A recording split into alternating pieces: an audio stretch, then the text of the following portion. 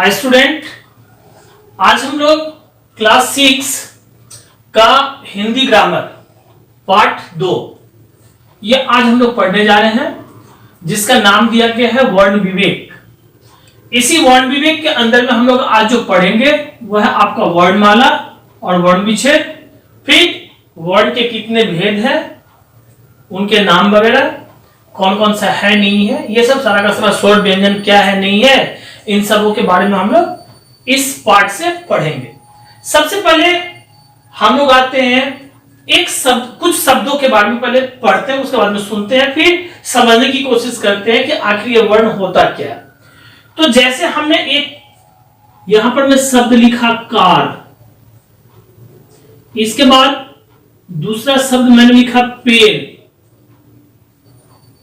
ध्यान से अगर हम लोग इस शब्द को पढ़े ना, तो जब इसका हम लोग उच्चारण करते हैं ना, तो उस समय में थोड़ा सा ध्यान देकर के अगर हम लोग सुने तो लगता कैसे है कि इनके बोलने के समय में ना हमारे मुंह से कुछ ध्वनियां वगैरह निकल रही है।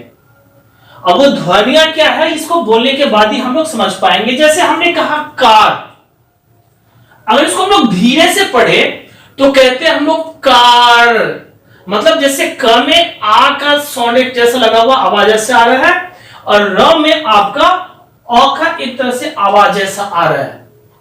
अब होती है बात कि इन ध्वनियों के और टुकड़े हम लोग नहीं कर सकते।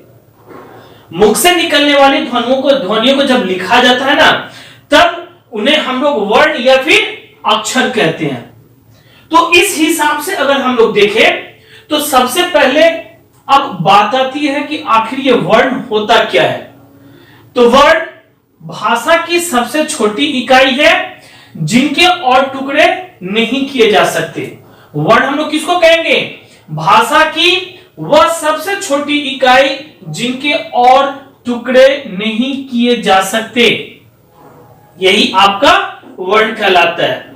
अब अगर हम लोग किसी भी भाषा को भलीभांति अगर सीखने के लिए क्या होता है ना, उस भाषा के जो वर्णों का जो जानना है ना, वो बहुत जरूरी है। अब इसी तरह से इसके बाद में जो अगला जो पॉइंट है हम लोग का, वो पॉइंट है आपका वर्णमाला।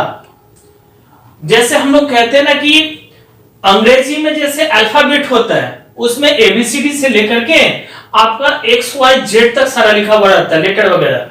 इसी तरह वर्णमाला में क्या होता है, हिंदी के जितने ओ आ से लेकर के और यरलवा का जो अक्षर ज्ञ वगैरह आता है ना, सब इसी के अंदर में आता है, वर्णमाला के अंदर में आता है।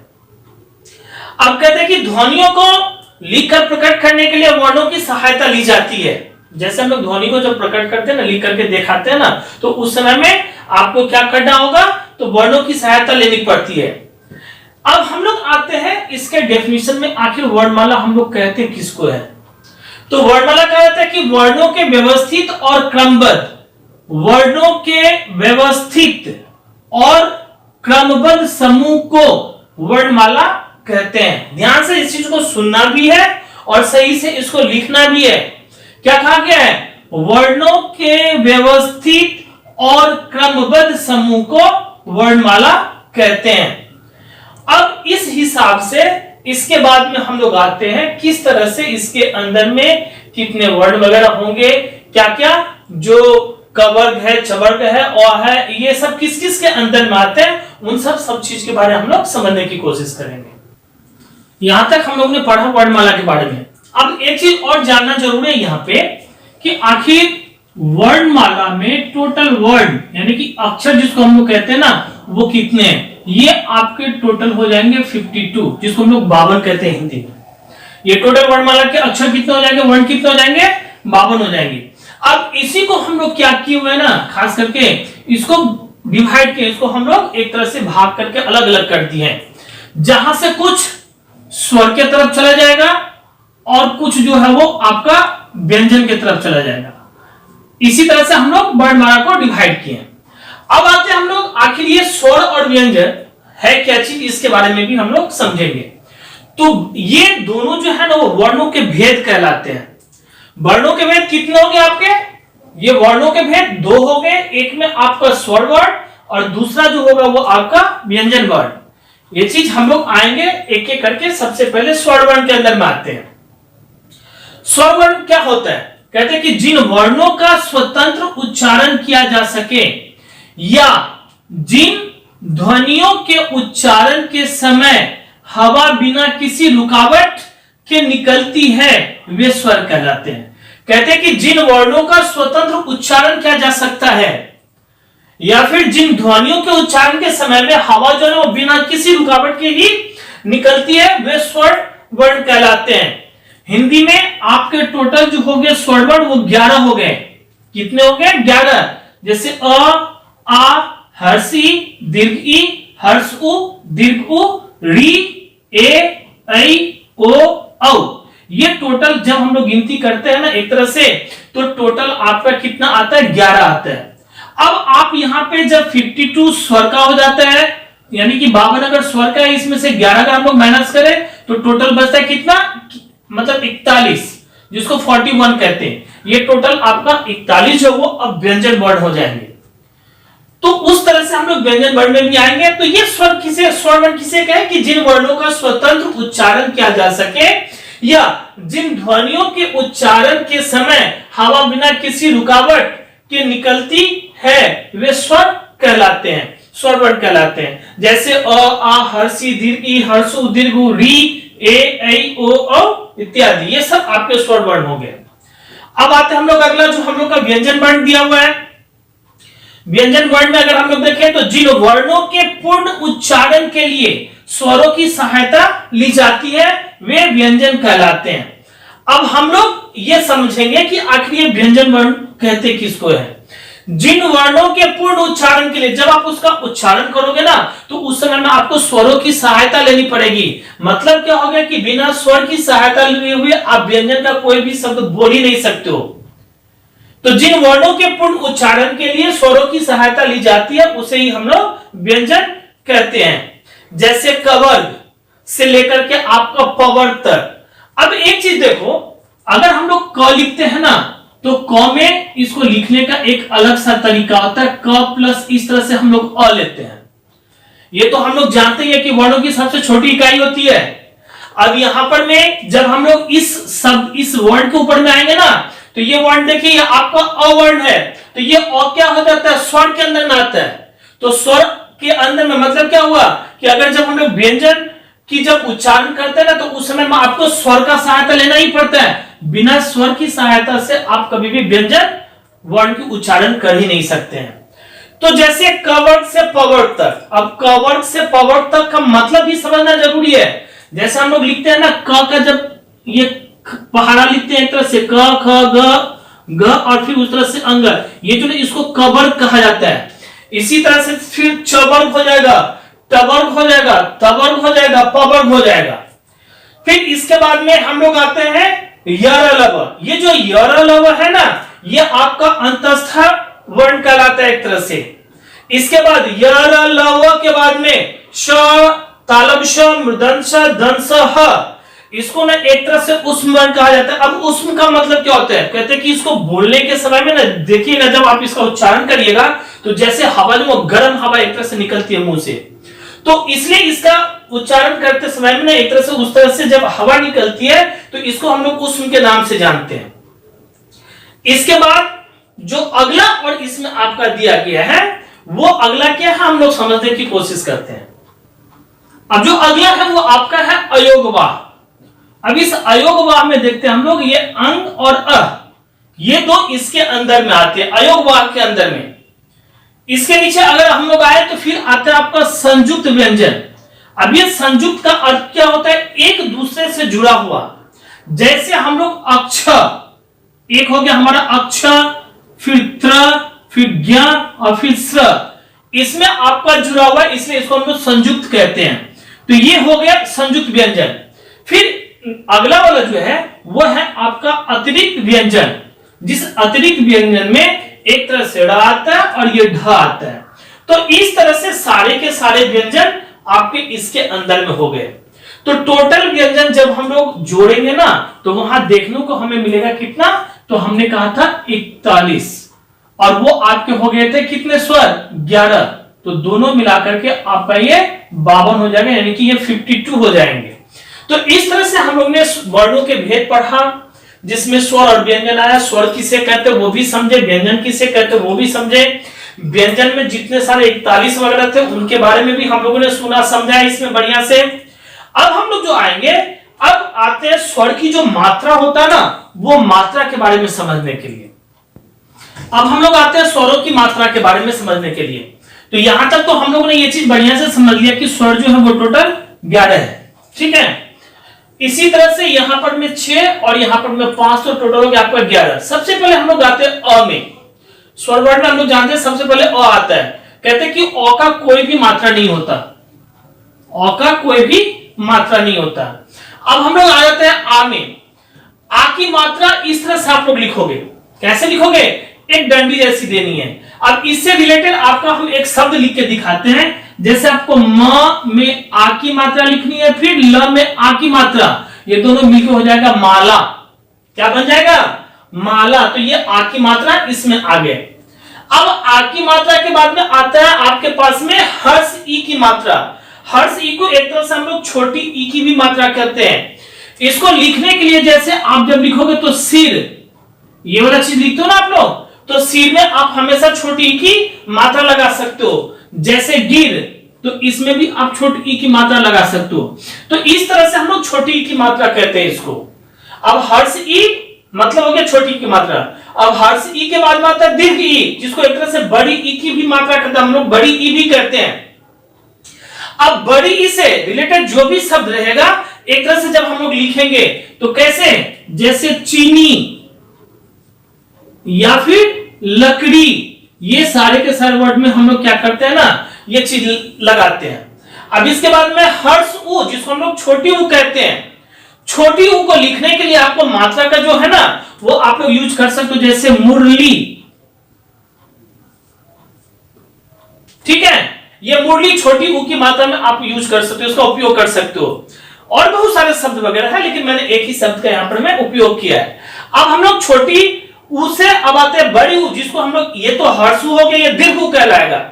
तो इसकी जो मात्रा होती है ना, बड़ी उ जिसको कहा जाता है, इसका मात्रा लिखने के लिए हम लोग जैसे एक तरह से कूदना, ये सब सारा शब्द का हम लोग मतलब यूज कर उपयोग कर सकते हैं। कूदना ही नहीं, इसके बाद में अगर हम लोग ऐसे दूध वगैरह भी लिखते हैं तो इसमें भी यही मात्रा लगती है। तो ऐसे करके ये आपका हो गया बड़ी उ की मात्रा। यहां तक हम लोग का कंप्लीट। अब हम लोग आते हैं नंबर 7, यानी कि 7 नंबर में जो री है। री की मात्रा हम लोग ऐसे लगाते हैं। री से भी शब्द का जो उच्चारण था वो रॉ का आता है, लेकिन रॉ में और री में बहुत ही अंतर होता है। इस बात को आपको समझना जरूरी है। आएंगे हम लोग एक एक करके ये सब चीज के बारे में भी। सबसे पहले हम लोग मात्रा समझ ले। अब ये री है, अब री की मात्रा इस तरह से दी गई है। तो री की मात्रा से जो शब्द आपके पास में आएगा, जैसे आप एक तरह से कृपा, कृपा कह के लिख सकते हो। इसमें इस तरह से कृपा का यूज कर सकते हो, उपयोग कर सकते हो। इस तरह से क में री की मात्रा हमने लगा दिया और प में आ की मात्रा लगा दिया। इस तरह से हो गया ये कृपा। हम लोग गृह वगैरह भी लिखते हैं, तो इसमें भी ग में री लगा के ह लिख सकते हो, आप गृह का उपयोग कर सकते हो। इसके बाद में आते हम लोग आगे 8 नंबर में, वो है ए। ए की मात्रा बहुत ही आसान होता है। हम लोग कहते हैं जब कोई भी शब्द ये अक्षर वगैरह लिख करके ऊपर में ऐसे करके टानते हैं ना, ये ए की मात्रा कहलाता है। अब ए की मात्रा के लिए भी आपके पास में बहुत सारा शब्द होगा। जैसे हम लोग ए की मात्रा से यहां पे अगर हम लोग लिखे तो ए से जैसे मेला, म में ए की मात्रा मेला, कला मेला, ऐसे में आप ए की मात्रा लगाओगे। तो ए की मात्रा जब भी हम लोग लिखेंगे तो ऊपर में इस तरह से डंडी खींच के ऊपर में एक मात्रा आप वहां पर में दे सकते हो। इसके बाद 9 नंबर में आइए। 9 नंबर में ए के बाद में दिया गया ए। ए में आपको 2 है, एक तो ए के लिए था और ये 2 ए। ए का जैसे हम लोग लिखते हैं जैसा, इसके बाद में कैसा, फिर कैलाश, बहुत सारे शब्द वगैरह इससे बने हुए हैं। तो जब हम लोग लिखेंगे ना तो इसे वैसे का वैसा ही पता चलेगा। अब हम लोग आते हैं 10 नंबर, जो कि ओ की मात्रा है। तो ओ की मात्रा जब लिखेगा, एक डंडी नीचे एक डंडी ऊपर, इस तरह से।